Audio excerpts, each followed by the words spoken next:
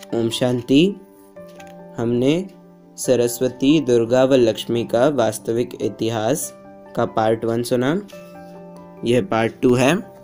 सरस्वती, शिवदूती आदि का प्रसंग और चंडिका द्वारा रक्त बीज का वध। ऊपर शुंभ और निशुंभ द्वारा भेजे गए चंड और मुंड के वध का प्रसंग हम संक्षेप में लिख आए हैं। दुर्गा सप्तशती में लिखा है कि इसके बाद शुंभ और निशुंभ 50 करोड़ से भी अधिक सेना लेकर आए। इसी बीच ब्रह्मा, विष्णु, शंकर, कार्तिकेय, इंद्र, वराह, नरसिंह आदि देवताओं की शक्तियां भी उनके शरीरों से निकलकर ब्राह्मणी, वैष्णवी, इंद्री आदि देवियों का रूप धारण कर वहां आ गईं। असुरों की इस सेना को इन देवियों द्वारा युद्ध में पीड़ित देखकर रक्त बीज नामक महादैत्य क्रोध में भरकर आगे बढ़ा। देवियों के प्रहार से उसके शरीर से रक्त की जो बूंद पृथ्वी पर गिरती, उससे एक असुर प्रकट हो जाता। फिर उस असुर से जो रक्त बूंदें गिरती, उनसे उतने ही असुर और प्रकट हो जाते। इस प्रकार उस महादैत्य के रक्त से संपूर्ण संसार असुरों से भर गया। यह देखकर चंडिका देवी ने काली से कहा, तुम अपना मुख और भी फैला लो और मेरे शस्त्र से गिरने वाले रक्त बिंदुओं को तुम अपने उतावले मुख में खा लो। इस प्रकार काली सभी असुरों से गिरने वाला रक्त को पी गई और रक्त बीज के जो रक्त बिंदु उस काली के मुख में पड़े, उनसे मुख में पैदा होने वाले असुरों को भी वह चट कर गईं। अध्याय 10 श्लोक। आखिर चंडिका ने निशुंभ की छाती शूल से छेद डाली। उसकी छाती से एक दूसरा महाबली पुरुष खड़ी रह कहता हुआ निकला। उसको भी चंडिका ने कुचल डाला। निशुंभ ने घायल होने पर उसके प्राण पखेरु उड़ गए और वह समुद्रों, द्वीपों तथा पर्वतों सहित समूची पृथ्वी को कांपता हुआ पृथ्वी पर गिर पड़ा। अध्याय 10 श्लोक। अब जरा सोचिए कि असुर लोगों की 50 करोड़ सेना भला एक साथ ठहरी कहाँ होगी। फिर रक्त बीज नामक असुर के खून के गिरने वाली हर बूंद से एक असुर का पैदा हो जाना क्या एक मजाक से कुछ अधिक महत्व रखता है। विशेषकर उन रक्त बूंदों से प्रकट हुए असुरों से समस्त संसार के भर जाने की बात तो सचमुच ऐसी है जैसे कि एक बड़ा ढकोसला। पुनश्च काली द्वारा अभी सभी असुरों का रक्त पिया जाना और उसके मुंह में भी रक्त बिंदुओं से असुरों का प्रकट होना तथा उन्हें चट कर जाना, यह बातें बेतुकी ही नहीं बल्कि दैवी सभ्यता और ज्ञान युक्त भाषा के बिल्कुल ही विरुद्ध है। अधिक क्या कहें। विचारवान पाठक स्वयं ही सोचें कि क्या इन प्रसंगों को पढ़ने से मनुष्यों के पाप नष्ट हो सकते हैं और पाप जनित आपदाएं मिट सकती हैं। अगला, जगदम्बा, सरस्वती, दुर्गा, लक्ष्मी आदि की वास्तविक जीवन कहानी। दुर्गा सप्तशती में लिखा है कि इन असुरों के मारे जाने से संपूर्ण जगत प्रसन्न और स्वस्थ हो गया और आकाशमंडल स्वच्छ हो गया और पहले जो उत्पात पूर्वक मेघ और उल्कापात होते थे वे शांत हो गए तथा नदियां ठीक मार्ग लेने लगीं। अध्याय 10 श्लोक। स्पष्ट है कि ऊपर हमने असुरों के संहार का जो प्रसंग देखा, उस तरह से ना असुर हो सकते हैं और ना उनका संहार, बल्कि सत्यता कुछ और है। ऊपर सबसे पहले प्रसंग को आप देखेंगे तो उसमें लिखा है कि कल्प के अंत की ही ये वार्ताएं हैं। अतः एक बात तो हम आपको पहले यह मालूम रहनी चाहिए कि कलयुग के अंत में जब अधर्म बढ़ जाता है, लोग आसुरी लक्षण वाले अर्थात काम, क्रोध, ईर्ष्या, द्वेष आदि वाले हो जाते हैं, तब ही जगदम्बा, सरस्वती आदि शक्तियाँ इस भारत भूमि पर आती हैं। असुर कोई और नहीं थे बल्कि यहाँ के लोगों का विकारों और दुर्गुणों से युक्त होने की अवस्था का नाम है। पुण्य भूमि भारत पर सतयुग और त्रेता युग में तो देवी देवताओं का राज्य था। त्रेता में अंत में काम, क्रोध, लोभ, मोह, अहंकार, ईर्ष्या, द्वेष, आलस्य, हिंसा आदि असुरों ने देवताओं का यह राज्य छीन लिया।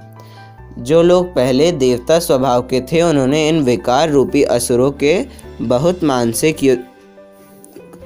से बहुत मानसिक युद्ध किया, परंतु वे इनसे हार गए और इन असुरों ने देवताओं का राज्य भाग्य छीन लिया, अर्थात उन्हें कर्म भ्रष्ट करके भाग्यहीन बना दिया। फिर जब कलयुग का अंत अथवा कल्प का अंत आ पहुंचा, तब जो लोग पहले सतयुग में देवता थे परंतु अब विकार रूपी असुरों द्वारा पीड़ित थे, उन्हें प्रजापिता ब्रह्मा के पुरुषार्थ द्वारा भगवान शिव से सहायता मिली।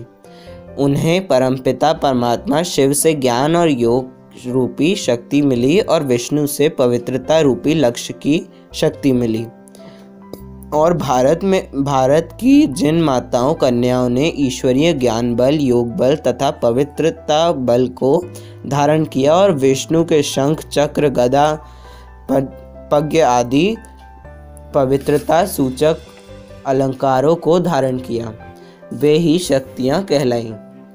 उन माताओं कन्याओं में से जिसने प्रजापिता ब्रह्मा द्वारा ज्ञान प्राप्त करके सर्वोत्तम पुरुषार्थ किया, उन्हीं के मर्जीवा जन्म का नाम सरस्वती हुआ। उन्होंने भारत के दूसरे नर नारियों को भी ज्ञान रूपी वीणा वादन से पवित्र किया और इस प्रकार काम, क्रोध, ईर्ष्या आदि विकारों रूपी असुरों का अंत किया। अतः यह जो महिमा दुर्गा सप्तशती आदि में लिखी है कि उन असुरों के विनाश के बाद विश्व में प्रसन्नता छा गई, वातावरण स्वच्छ हो गया, नदियाँ अपने मार्ग पर चलने लगीं, लोग स्वच्छ रहने लगे आदि यह उन जगदम्बा, सरस्वती आदि शिव शक्तियों द्वारा विकारों रूपी असुरों का नाश करने के कर्तव्य पर चरितार्थ होती हैं, क्योंकि उनके इस अलौकिक कर्तव्य के बाद सतयुग अथवा देवयुग आ गया और जो लोग पहले विकारों रूपी असुरों से पीड़ित थे वे तब निर्विकारी तथा देवता बन गए। इस वृत्तांत के बारे में दुर्गा सप्तशती में यूँ भी कहा गया है कि देवताओं को राज्य वापस मिल गया और कि इस प्रसंग को पढ़ने से मनुष्यों के पाप दग्ध होते हैं। इन्हीं जगदम्बा सरस्वती के अन्य गुणवाचक अथवा कर्तव्यवाचक नाम दुर्गा और काली आदि भी हैं। दुर्गा सप्तशती में लिखा है कि जो दुर्गम संसार रूपी सागर से पार उतारने वाली नौका रूप है वह शक्ति ही दुर्गा है। अध्याय 4 श्लोक 10 से 11। अतः जगदम्बा सरस्वती ही को दुर्गा इसलिए कहा गया है कि वह मनुष्य आत्माओं को ईश्वरीय ज्ञान और योग की शिक्षा द्वारा कलयुगी विषय सागर से पार होने की कठिन दुर्गम यात्रा को सफल बनाती हैं। काल का अर्थ है मृत्यु। जिस शिव शक्ति की सहायता से काम, क्रोध, असुरों की मृत्यु हो जाती है वह जगदम्बा सरस्वती ही काली है। यही शिव शक्ति अथवा ब्रह्मा कन्या सरस्वती ज्ञान, सहज राजयोग तथा पवित्रता की धारणा से भविष्य में राजेश्वरी श्री लक्ष्मी अथवा श्री वैष्णव देवी का पद पाती हैं, परंतु आज लोग इन मधुर रहस्यों को भूल गए हैं। इन्हीं शक्तियों ने महिषासुर, मधु, चंड, मुंड आदि असुरों का नाश किया था। वास्तव में महिषी कहते हैं भैंस को तथा काम वासना द्वारा अपवित्र स्त्री को भी। अतः महेश असुर का भावार्थ है काम विकार। मधु का अर्थ है माखी और मदिरा शराब भी। लोभी मनुष्य को संसार के विषय पदार्थ मधु के समान लगते हैं और वह इन्हें प्राप्त करके उनके नशे में वैसे ही चूर रहता है जैसे कि कोई शराबी शराब के नशे में। अतः मधु शब्द मद और मोह का तथा लोभ की चाशनी का संकेतक है। चंड शब्द का भावार्थ क्रोध है। इसी प्रकार निशुंभ अर्थ शब्द का अर्थ हनन अथवा हिंसा है। अतः इन विकारों रूपी असुरों का नाश करने वाली शक्तियाँ अथवा भारत माताएं या ब्रह्मा कन्याएं आज तक मान्य और गायन योग हैं। अब फिर वही कल्प का अंत अथवा कलयुग के अंत और सतयुग के आरंभ का संगम समय आ पहुंचा है। अब परमपिता शिव ने पुनः प्रजापिता ब्रह्मा के मुख द्वारा ईश्वरीय ज्ञान देकर भारत की माताओं कन्याओं को ज्ञान शक्ति, योग शक्ति और पवित्रता शक्ति दी है। ये ब्रह्मा कन्याएं अथवा ब्रह्मा कुमारियां फिर से इन विकारों रूपी असुरों का संहार कर रही हैं। शीघ्र ही भारत में सतयुग आने वाला है। इस दृष्टिकोण से मधु कैटभ के वध, निशुंभ के संहार तथा महिषासुर के मर्दन के प्रसंग को जानकर स्वयं भी ज्ञान योग द्वारा पवित्र बनने का पुरुषार्थ करने से मनुष्य के पाप नाश होते हैं और भारत में सतयुग आ जाएगा। इस वीडियो में सिर्फ इतना ही। अगले वीडियो में हम जगदम्बा सरस्वती और श्री लक्ष्मी की जीवन कहानी जानेंगे। अच्छा, ये वीडियो अच्छा लगा हो तो लाइक करें, शेयर करें और चैनल को सब्सक्राइब ज़रूर करें। ओम शांति।